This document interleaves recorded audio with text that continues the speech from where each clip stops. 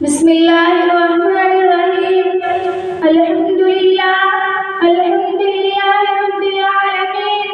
والعاقبۃ للمتقین والصلاة والسلام علی سید المرسلین ونحن علی ذلک لمن الشاہدین والشاکرین والحمدللہ رب العالمین۔ آئیے سب سے پہلے ہم اور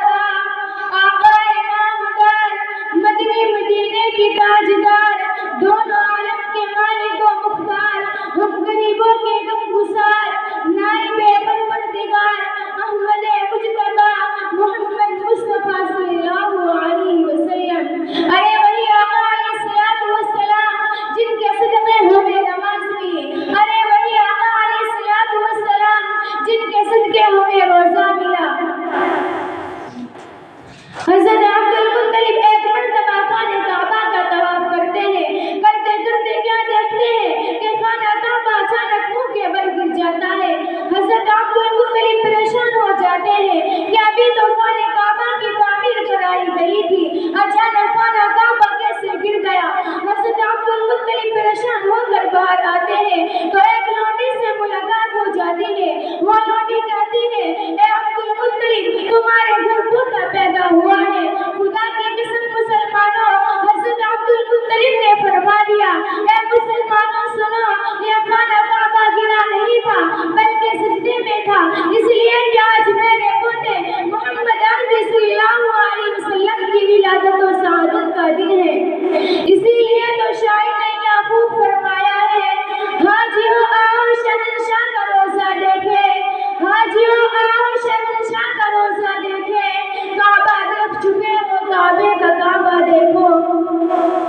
حضرت جبریل امین حضور کی بارگاہ رسالت میں عرض کرتے ہیں، یا رسول اللہ میں نے داؤد علیہ السلام کی امت کو جہنم میں دیکھا ہے، یا رسول اللہ میں نے زکریا علیہ السلام کی امت کو جہنم میں دیکھا ہے، یا رسول اللہ میں نے ادریس علیہ السلام کی امت کو جہنم میں دیکھا ہے، یا رسول اللہ میں نے نوح علیہ السلام کی امت کو جہنم میں دیکھا ہے، یا رسول اللہ میں نے ادریس علیہ السلام کی امت کو جہنم میں دیکھا ہے۔ اتنا کہہ کر حضرت جبریل خاموش ہو جاتے ہیں، کیونکہ انہیں پتا تھا اگر میرے رسول کو ان کی بھی امت کو جہنم میں جانے کا تذکرہ کر دیا تو حضور کا چین بے چینی میں بدل جائے گا، حضور کا قرار بے قراری میں بدل جائے گا، حضور بے قرار ہو جائیں گے، حضور کی آنکھوں سے آنسو عشق پار ہونے لگیں گے۔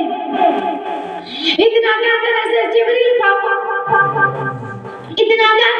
جبریل خاموش ہو جاتے ہیں اور حضور عرض کرتے ہیں کہ اے جبریل کیا تو نے میری بھی امت کو جہنم میں دیکھا ہے؟